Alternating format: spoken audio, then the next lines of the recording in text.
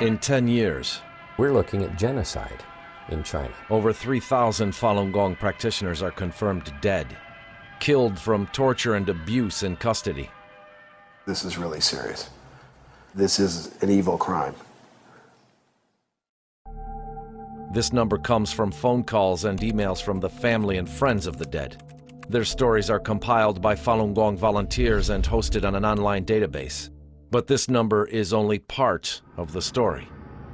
Many people simply disappeared after the persecution began, sent to prisons on catch-all crimes like endangering national security, or simply carted off to labor camps without the formality of a trial. The exact number is unknown, but that number is nevertheless a symbol of the new China, and of what the rest of the world is willing to ignore. This program attempts to answer the question, what happened to the people who disappeared? Who were they? And where did they take them, or where did they die? Because in my mind, they're dead. The evidence is incomplete. The witnesses, impossible to verify. But for a handful of people, connecting the dots may be easier than the world is ready to believe. This is a form of evil we have yet to see on this planet. This is a new form of evil. It's utterly horrifying. It was like, my God, this really is taking place.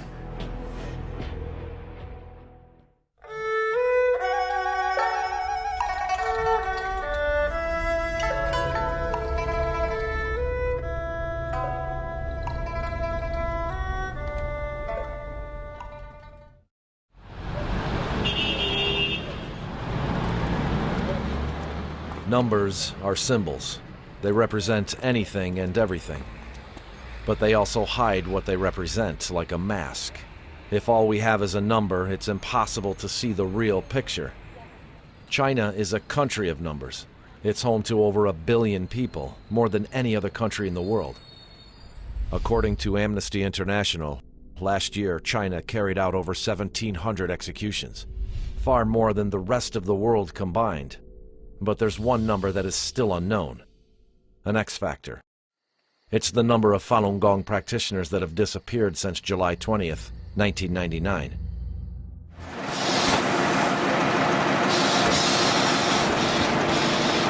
But the numbers don't matter to Chen Teng. Born in China's Weifeng City, he was just 11 years old when the government made his family disappear. My family was just me, my mom, and my grandma. After the persecution began, my mom got arrested 6 times. And I got arrested twice when I was 11, along with my family. Chen's family had appealed for Falun Gong and were punished. In 1999, his grandmother was taken into custody. He never saw her again. For a long time after my grandma was persecuted to death, I didn't even know she was dead. It was just by chance I heard about it during a family conversation. I was really upset because my grandma raised me since I was little. I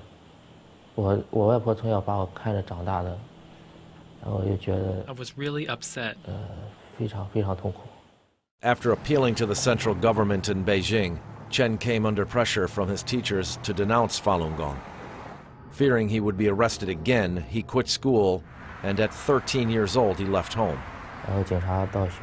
Police went to talk to my teacher at school and asked for me to be expelled. My teacher was looking for me, and I had to quit school. I left home and was basically homeless for 6 years after that. I haven't seen my mom since the beginning of 2004. For 5 years, Chen moved around from place to place, sometimes staying with other Falun Gong practitioners, and sometimes sleeping on the streets. For those 5 years, he lived in fear of being taken away by the police.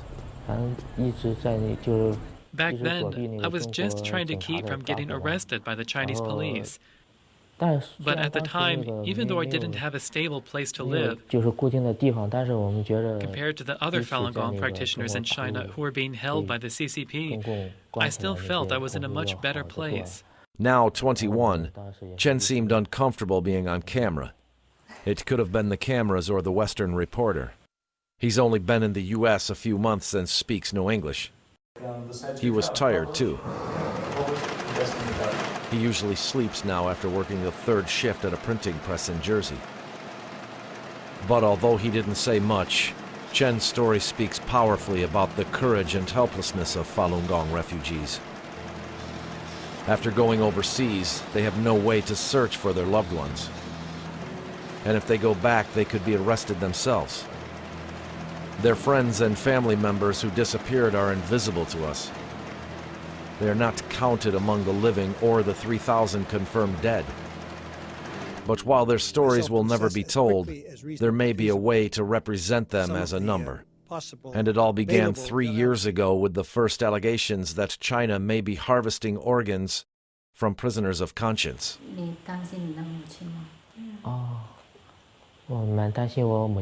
I'm really worried. I really hope she's safe.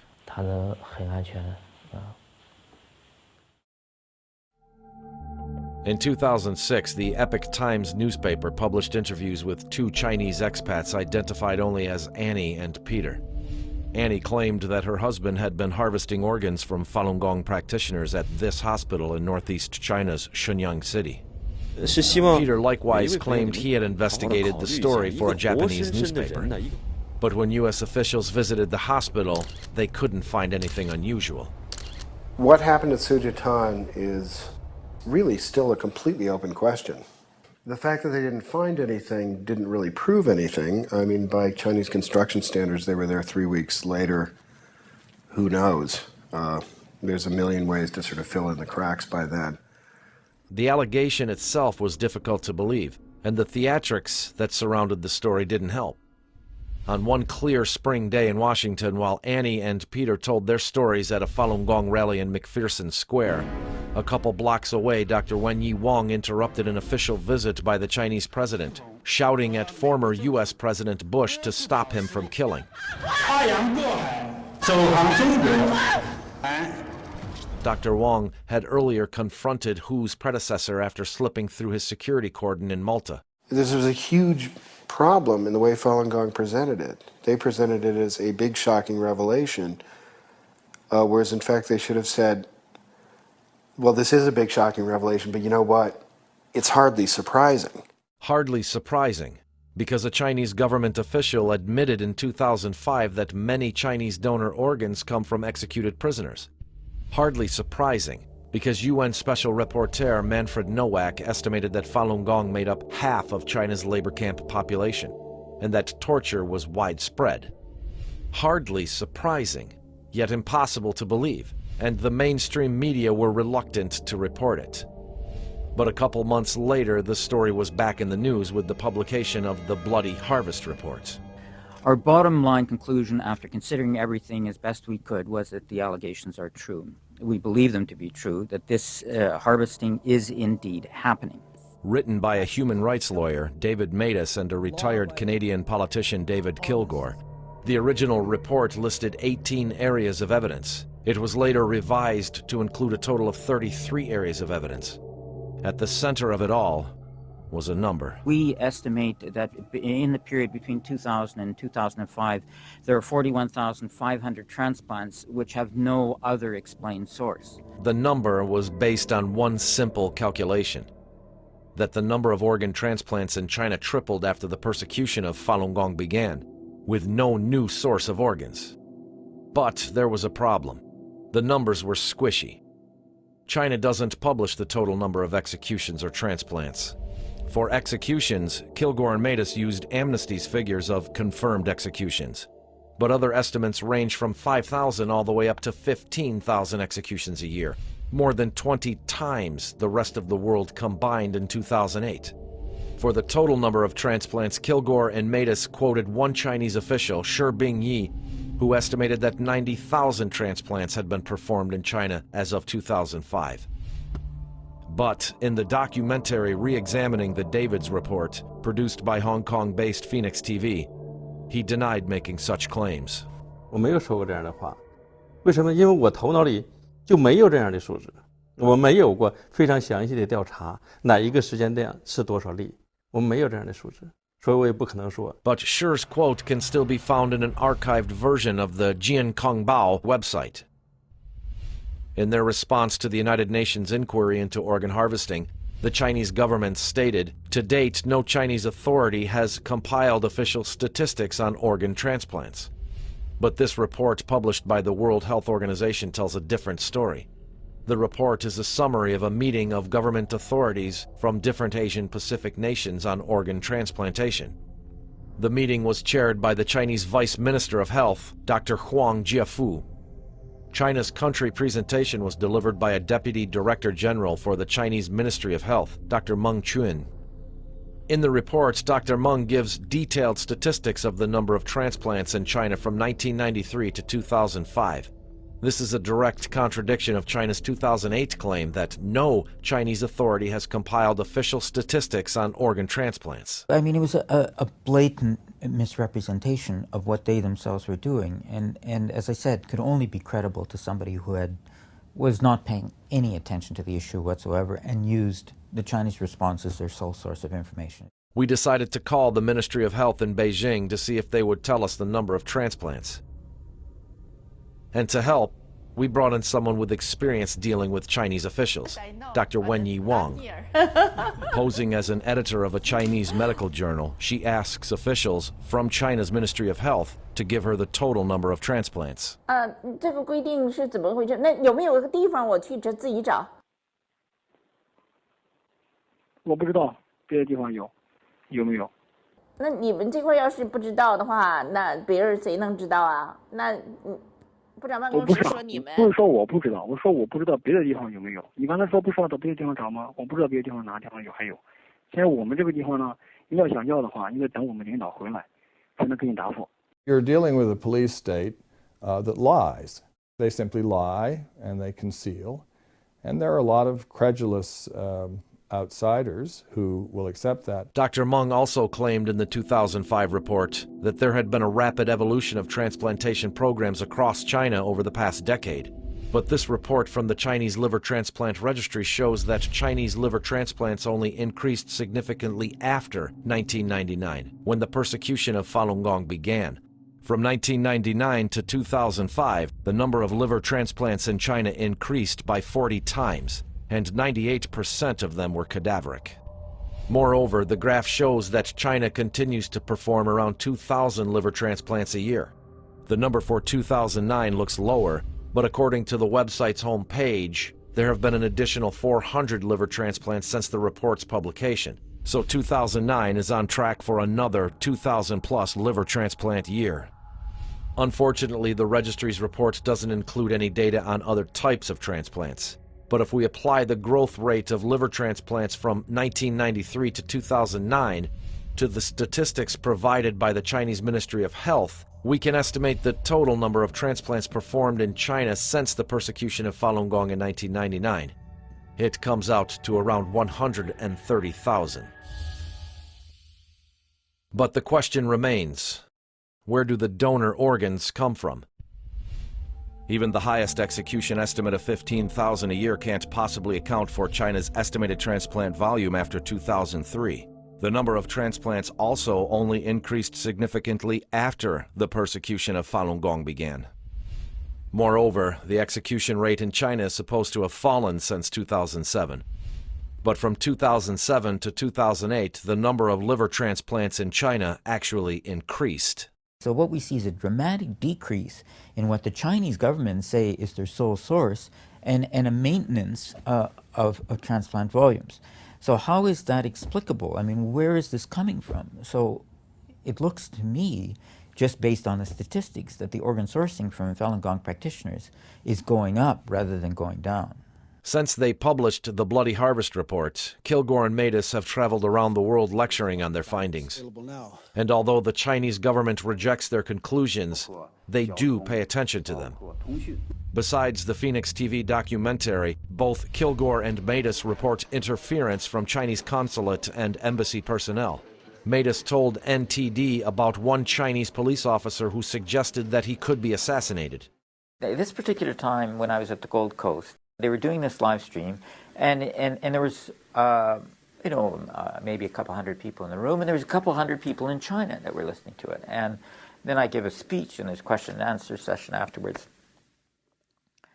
And they were taking questions from China as well as from the audience in the room. And so one of the guys who's from China, he says, he asked me a question. He says, "I'm from the Internet Police. You are running the risk of being killed for what you're doing." And his question was, "Are you not afraid?" So my answer was,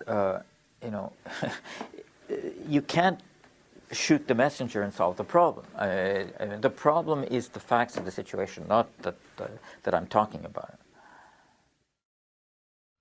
The numbers are one side of the story, but numbers can never tell the whole story.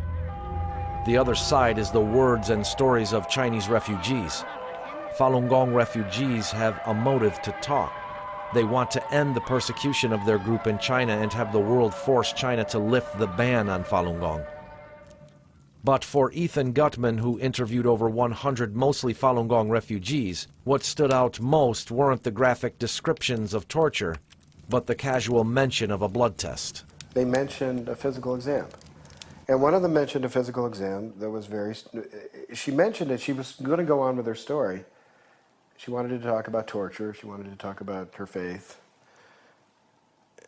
But she started talking about this exam a little bit, and I asked her, well, what did they look at? And she said they looked at my eyes, among other things. They had shined a light in her eye, clearly, examining the health of the cornea, but they didn't do this. There was no peripheral vision test. There was no no light, nothing, no sense of actually checking brain function.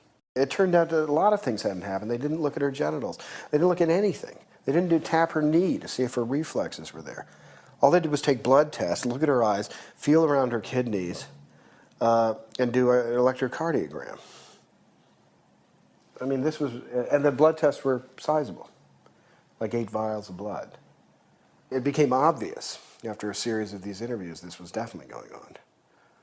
Now, occasionally I'd have to throw out an interview, just literally say this didn't happen, because I felt the person was a little too eager to please me, didn't remember that well, might be sort of trying to remember things. But most of these people didn't have any sense of where I was going with these questions. They honestly didn't. In fact, they always wanted to talk about something else. And I was always the one sort of bringing them back to this. First, I was taken to the Harbin Public Security Hospital. This public security hospital was a military hospital, especially for the examination of inmates on death row. After I was taken there, I saw many Falun Gong practitioners, all male, in very good physical conditions, who were undergoing exams there. So after we saw each other, we realized we knew each other, and the police immediately separated all of us. First, they examined my kidneys, testing my blood, examining my liver, skin, and eyes. After the examinations, they diagnosed that my body was diseased. Putting together the blood tests with reports that Falun Gong prisoners who refused to identify themselves to authorities had disappeared from the labor camps where they were held, Mattis drew the conclusion that China had built up a living organ bank of detained Falun Gong prisoners who are murdered to order whenever a Chinese hospital needs an organ. And what happened to the disappeared? They, as far as we know, they're still there in these camps. Many of them have been killed through organ harvesting, but the rest are still there, and they're the organ data bank for China. But even with all the 33 kinds of evidence in the Kilgore-Mattis report and the testimony of over 100 Chinese refugees, it still seems impossible to believe. But it wasn't too much for many Chinese hospitals to admit over the phone to Falun Gong practitioners posing as the relatives of patients needing transplants. A few years ago, Dr. Wenyi Wang and others from the World Organization to investigate the persecution of Falun Gong had organized practitioners to call Chinese hospitals.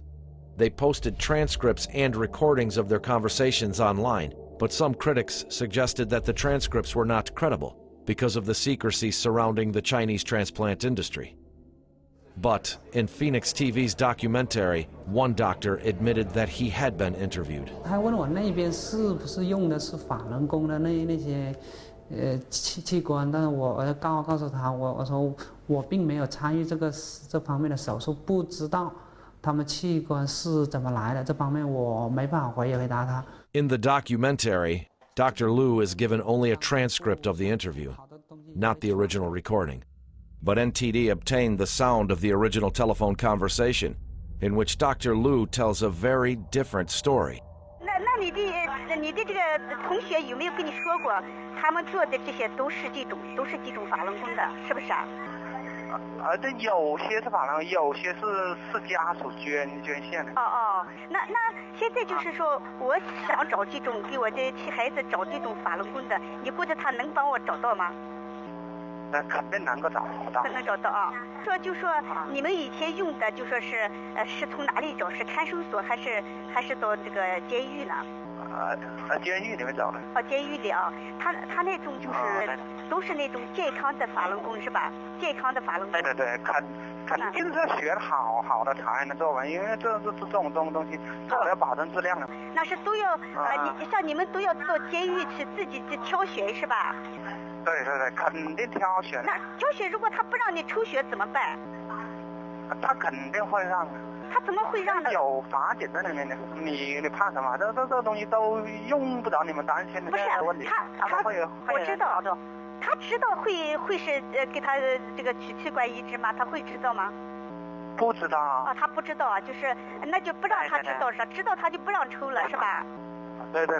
那你怎么说服让他说他说你抽血干什么？那你怎么讲呢？哎呀，这个他们会有办法，这个不是你担心的问题。In the last analysis, while it's true we haven't found a bloody scalpel, and we don't have solid numbers, what we already know is enough to paint a picture of a very dark world. A sick, messed up side of Chinese society that journalists don't report on and expats rarely see. It's true that we don't have any real proof, but if it's all just one big misunderstanding, why doesn't China release the number of executions and the number of transplants? One of the kind of confounding things I found about this report is the sheer silliness of the Chinese reaction. If they had an answer that would have countered our report, I assume they would have given it. And the fact that they gave no answer led me to believe they had no answer.